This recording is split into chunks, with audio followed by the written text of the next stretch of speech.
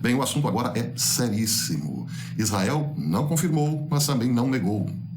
As agências internacionais de notícia, no entanto, afirmaram desde ontem que Israel bombardeou Damasco. Um prédio foi bombardeado pelas forças de defesa de Israel, segundo as agências internacionais. A questão é que, ao lado deste prédio bombardeado, estava o consulado do Irã, na capital da Síria. E no pesado ataque de Israel, um alto comandante da Guarda Revolucionária do Irã, Mohammad Reza Zahedi, morreu.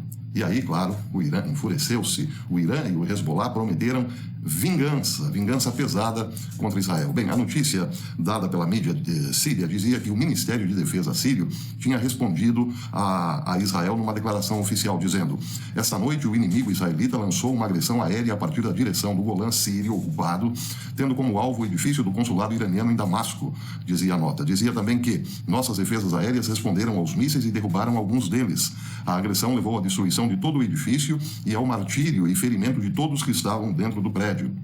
Estão em andamento trabalhos para recuperar os corpos dos mártires, tratar os ferimentos e remover os escombros. Mike Snyder, do Natural News, comentou o ataque de ontem, dizendo que parece, ao que tudo indica, que as forças de defesa de Israel tinham como alvo uma reunião de líderes regionais muito importantes. Mohammad Reza Zahedi estava entre os mortos. Ele era o chefe do corpo da Guarda Revolucionária Iraniana. Uma nota oficial dizia que o chefe do corpo da Guarda Revolucionária Iraniana, Mohammad Reza Zahedi, foi confirmado como um dos mortos no ataque, ao lado de vários outros diplomatas iranianos que visitavam a capital síria. A agência Fars News, administrada pela Guarda Revolucionária do Irã, anunciou a morte do comandante no X, anteriormente conhecido como Twitter, como todo mundo já sabe, né? Outro importante oficial militar iraniano chamado Haji Zahrini também estava entre os mortos. Ele foi apontado como o segundo comandante morto no ataque ao prédio do consulado do Irã na capital síria, de acordo com o comunicado divulgado pela agência estatal IRNA na noite de segunda-feira. Haji era supostamente um coordenador das forças Quds. Essa foi uma grande vitória para Israel, mas os iranianos responderão inevitavelmente, diz Mike Snyder. O embaixador do Irã na Síria, na verdade, já declarou publicamente que a resposta será dura. O embaixador iraniano na Síria, Hossein Akbari, que não ficou ferido, disse que pelo menos 5 pessoas morreram no ataque e que a resposta de Teherã será dura. A embaixada do Irã no Líbano disse que a bárbara agressão israelense é uma violação flagrante das leis internacionais, das normas diplomáticas e dos requisitos da Convenção de Viena. Bem, então, a embaixada do Irã, ou melhor, o Irã, classifica como um ato de barbárie. Mas aí é preciso perguntar por que as várias milícias iranianas que estão lá para defender o regime de Bashar al-Assad na guerra civil armam-se em relação a Israel e não propriamente para defender o regime sírio. Bem, diz a lenda, ou reza a lenda, que o Hezbollah tem 150 mil foguetes, muitos deles com direcionamento via satélite, dados pelo Irã, abastecidos pelo Irã. Para quê exatamente? Para atingir Israel. Israel vem sendo atingida há anos por chuvas de foguete, por barragens de foguetes, todos praticamente provenientes do Irã, sem falar daqueles que eram construídos na faixa de Gaza também com ajuda iraniana pelo Hamas. Mas isso, ao que tudo indica, não é barbárie. Barbárie é sempre e somente as respostas de Israel, os seus ataques. Bem, o fato é que a situação está realmente muito tensa e podemos considerar que uma guerra entre Israel e Irã, sem procuração, uma guerra direta entre esses dois países, está assim por um fio para acontecer. Bem, agora outra informação, essa do Zero Hedge. Ele observou apropriadamente que se a resposta do Irã for demasiado severa, poderá desencadear uma guerra regional total, disse o Zero Hedge. Dependendo da resposta do Irã, este poderá ser o início de uma guerra regional total. Há meses que mísseis balísticos e drones fabricados no Irã chovem sobre Israel, disparados por representantes do Irã no Líbano e no Iêmen. Este novo ataque descarado de Israel à embaixada do Irã leva as coisas a um terreno, a um território desconhecido e também abre o potencial para os iranianos atacarem embaixadas israelenses no estrangeiro. Voltando para Mike Snyder, ele diz: é claro que os iranianos já têm agravado a situação. Antes do ataque aéreo das forças de defesa de Israel em Damasco, na segunda-feira, militantes apoiados pelo regime do Irã no Iraque usaram um drone para atacar uma base naval importante no sul do Iraque. Até que ponto ambos os lados podem pressionar um ao outro antes que os acontecimentos saiam completamente do controle é que é a pergunta nesse momento, diz Snyder. Infelizmente, diz ele, estamos chegando perigosamente perto de um ponto sem retorno. Entretanto, o governo israelense também tem de lidar com violentos protestos anti-Netanyahu por todo o país, disse Mike Snyder. Então, realmente, estamos numa situação cada vez mais tensa. Está escalando. O Irã não poupa a sua guarda revolucionária de provocações a Israel, mas pior do que isso, é ele quem tem alimentado os grupos radicalmente contra Israel. E mais cedo ou mais tarde, podemos prever, Israel irá na fonte primária do problema, e parece que o tempo está chegando. Por falar em Irã, vejam essa imagem terrível. Trata-se, deu o Infobae, a notícia hoje, de um ataque da Ucrânia a uma região da Rússia. A matéria diz que a Ucrânia bombardeou um centro industrial na região do Tataristão. É um centro industrial onde drones iranianos são armados e onde existem grandes refinarias. Foi o seu ataque mais profundo dentro da Rússia, disse o Infobae. Trata-se do complexo petroquímico de Taneco, em Nesnikansk, que abriga depósitos de combustível a mais de 1.000 quilômetros da fronteira com a Ucrânia, a leste de Moscou. Drones Shahed são usados pelas tropas russas e também são produzidos naquele centro industrial atacado. O ataque danificou também um albergue para estudantes e trabalhadores, naquela que é considerada uma zona econômica livre do Tartaristão, uma região da Rússia, disseram meios de comunicação. O Tartaristão é conhecido também pelo seu alto nível de industrialização. Bem, voltando para a América do Sul, chega hoje à Argentina a comandante do Comando Sul dos Estados Unidos, a general Laura Richardson. Ela chega hoje, informam as agências internacionais de notícia. A general Laura Richardson, chefe do Comando Sul dos Estados Unidos, chegará nesta terça-feira, 2 de abril, à Argentina em visita oficial de alto conteúdo geopolítico, com o objetivo de fortalecer os laços bilaterais em matéria de defesa com o governo Milei. Sua movimentada agenda inclui reuniões com o presidente argentino, autoridades de defesa e forças armadas, além de uma viagem estratégica à Patagônia, com escalas nas províncias de Terra do Fogo e Neuquén. Neuquén é onde a China tem uma base também, que, dizia a lenda, nem os militares argentinos podiam entrar ou tinham acesso àquela base. Era chamada de uma base espacial. A Argentina foi lá na Patagônia, no sul do continente sul-americano, para estudar como enviar satélites de forma mais barata. O problema é que todo mundo usa a linha do Equador para isso. Então parece que aquela desculpa de ser apenas uma base para estudos do espaço profundo não colou muito. E os Estados Unidos, então, estão agora querendo se fazer presente exatamente nessa região. Bem, o Diário Argentino, o Cenário Mundial, lembra que a visita de Richardson é também para pressionar o governo argentino para que compre os poderosos caças F-16. Tem gente que não gosta que eu use esse adjetivo, não é? Pois é, mas são poderosos, vamos e venhamos. Diz o Cenário Mundial também que a visita do chefe do Comando Sul dos Estados Unidos à Argentina ocorre num momento chave de redefinição das relações bilaterais sob o governo Milei, com a abordagem clara de Washington e uma postura mais firme contra a influência de potências como a China na região. A questão de defesa, segurança e geopolítica serão os eixos centrais de uma agenda que refletirá um novo alinhamento geopolítico do país com a Casa Branca. Então, isso aí, em tempos de guerra, todo mundo vai se armando e se alinhando na medida dos seus interesses geopolíticos e ideológicos, claro. Mas também, em tempos de guerra, o ouro dispara.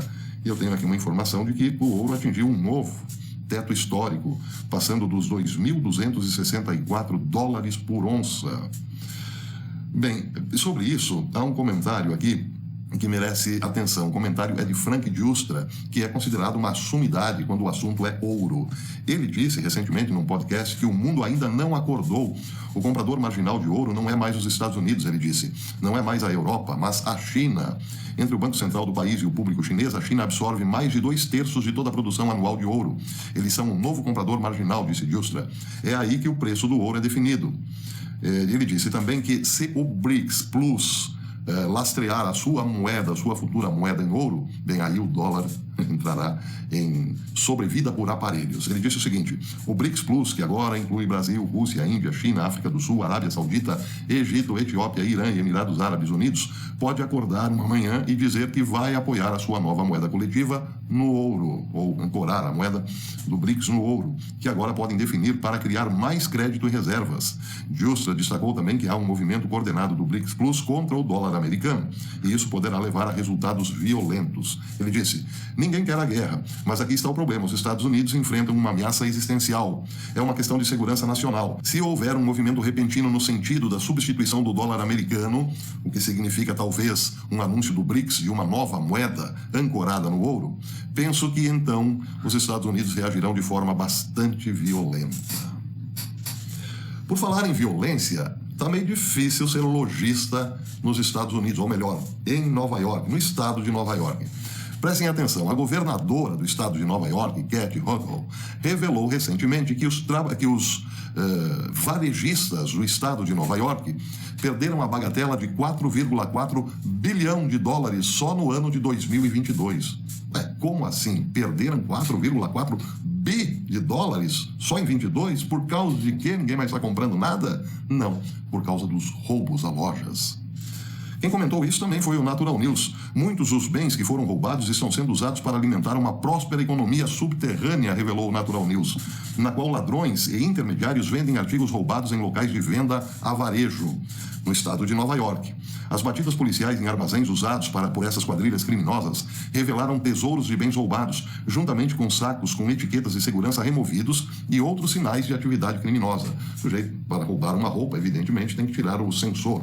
Então, parece que encontraram lá sacos e mais sacos de sensores nesses armazéns. Os produtos provavelmente já tinham sido desovados para outras lojas ou revendedores, não é, de rua. Mas então os sacos comprovavam a imensa quantidade de produtos roubados estocados nesses armazéns do crime. Algumas delas são operações altamente organizadas em que os líderes fornecem aos ladrões listas de compras. Podem ser até mesmo lojistas, fornecendo aos ladrões o que querem para revender.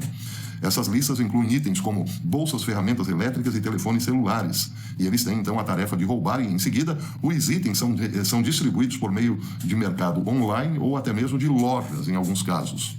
Muitos daqueles que realizaram operações online mantêm várias identidades ou vendem um item e depois listam o próximo imediatamente, na tentativa de parecerem usuários típicos ou normais e evitarem ter grandes volumes de vendas ou de itens de vendas a qualquer momento.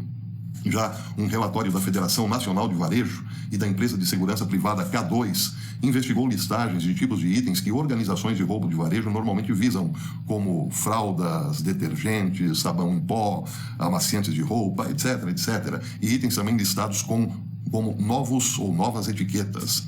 Eles descobriram que 26% de todas as listagens de tais itens em Nova York representavam sinais reveladores de fazerem parte do crime organizado no varejo. Em resumo, é isso. O varejo em Nova York está bombando, mas não é o varejo regular, é o varejo marginal. Pois é. Bem, os números de 4,4 bi de prejuízo aos varejistas é de 2022, como disse. Estamos aguardando a atualização desses números. Se em 2022 foi de 4, hoje provavelmente é de 8 bi, não é? Em roubo. Mercado pujante. Nova York, hein?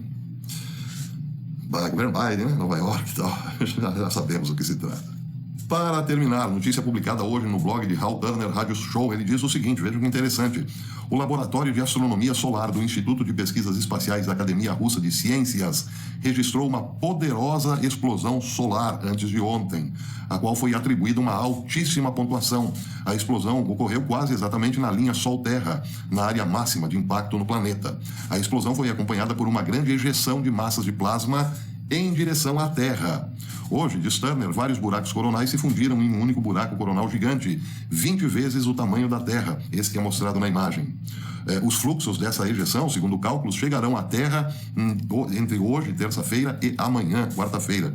Os cientistas alertam que as tempestades magnéticas podem causar problemas nas comunicações de rádio, na operação dos satélites da Terra e nas redes elétricas em todo o planeta. Os médicos também recomendam não se cansarem com exercícios físicos nesses dias, monitorar a pressão arterial, dormir o suficiente e alimentar-se bem. Alimentos ricos em magnésio e potássio ajudarão a lidar com os efeitos negativos das tempestades magnéticas. Pois é, este mês promete, né? Tempestade magnética, plasma vindo por aí e daqui a pouco o eclipse no dia 8, que muita gente diz será o gatilho para a abertura de portais. Pois é, porque o CERN foi confirmado, entrará em atividade justamente no dia do eclipse. E eu já havia noticiado que várias cidades americanas estão em alerta máximo para um evento que demorará, ao todo, 100 minutos. Mas o eclipse mesmo durará de 3, 4, 5 minutos, algo assim. Mas a precaução é como se os Estados Unidos estivessem, sim, se preparando para uma catástrofe natural sem precedentes, o que só faz crescer